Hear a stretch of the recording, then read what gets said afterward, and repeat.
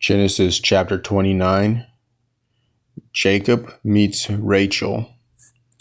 Jacob resumed his journey and came to the land of the people of the east. He looked and saw a well in the field, and near it lay 3 flocks of sheep, because the sheep were watered from this well, and a large stone covered the mouth of the well. When all the flocks had been gathered there, the shepherds would roll away the stone from the mouth of the well and water the sheep. Then they would return the stone to its place over the mouth of the well. "My brothers," Jacob asked the shepherds, "where are you from?" "We are from Haran," they answered. "Do you know Laban, the grandson of Nahor?" Jacob asked. "We know him," they replied. "Is he well?" Jacob inquired. "Yes," they answered. "And here comes his daughter Rachel with his sheep." "Look," said Jacob, "it is still broad daylight. It is not yet time to gather the livestock. Water the sheep and take them back to pasture." But they replied, "We cannot, until all the flocks have been gathered and the stone has been rolled away from the mouth of the well. Then we will water the sheep." While he was still speaking with them, Rachel arrived with her father's sheep, for she was a shepherdess. As soon as Jacob saw Rachel, the daughter of his mother's brother Laban, with Laban's sheep, he went up and rolled the stone away from the mouth of the well and watered his uncle's sheep. Then Jacob kissed Rachel and wept aloud. He told Rachel that he was Rebekah's son, a relative of her father, and she ran and told her father. When Laban heard the news about his sister's son Jacob, he ran out to meet him. He embraced him and kissed him and brought him to his home, where Jacob told him all that had happened. Jacob marries Leah and Rachel. Then Laban declared, "You are indeed my own flesh and blood." After Jacob had stayed with him a month, Laban said to him, "Just because you are my relative, should you work for nothing? Tell me your wages should be." Now Laban had 2 daughters. The older was named Leah, and the younger was named Rachel. Leah had weak eyes, but Rachel was shapely and beautiful.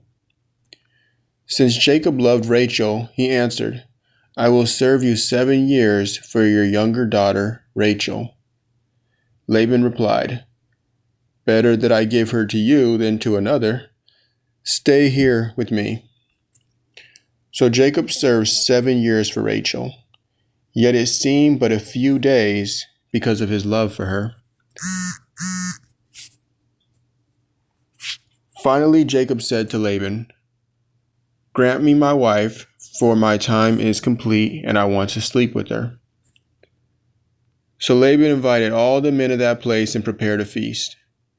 But when evening came, Laban took his daughter, Leah, and gave her to Jacob, and he slept with her.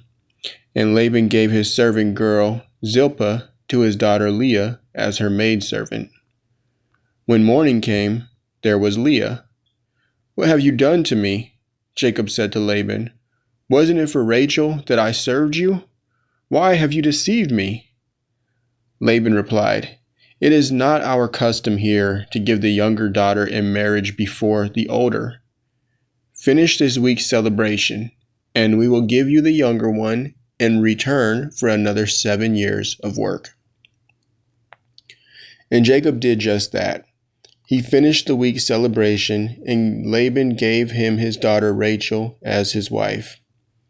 Laban also gave his servant girl Bilhah to his daughter Rachel as her maidservant.